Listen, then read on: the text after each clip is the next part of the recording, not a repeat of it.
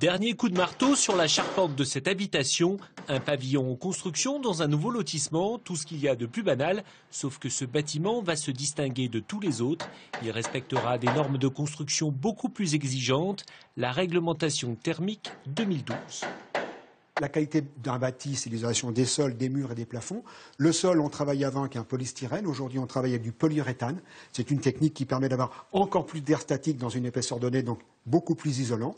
Et au niveau des plafonds, là, on va plus travailler sur l'épaisseur de l'isolant, parce qu'on garde le même isolant qu'avant en termes de qualité thermique. Et comme on a de la place, au lieu de travailler avec des épaisseurs de 200 mm, on travaille aujourd'hui avec des épaisseurs de 400 mm.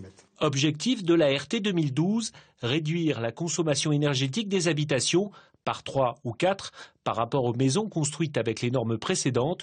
Une petite révolution.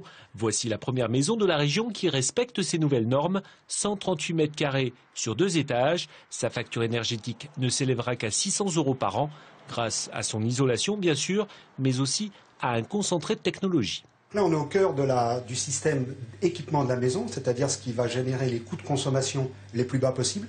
En termes d'équipement, vous avez pour le chauffage une chaudière à condensation basse température, ce qui est aujourd'hui une chaudière qui a le meilleur rendement possible. Et vous avez, pour respecter la règle en termes d'énergie renouvelable, le ballon d'eau chaude qui fonctionne au gaz carbonique. Autre contrainte pour le constructeur de ces maisons individuelles, l'obligation de résultat et plus seulement de moyens.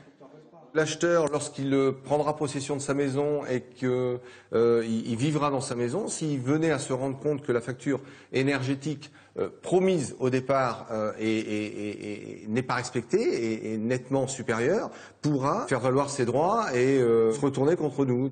Ces nouvelles normes RT 2012 entraîneront un surcoût de 10 à 20% sur le prix de ces nouvelles maisons, un surcoût qui devra être compensé par les économies d'énergie.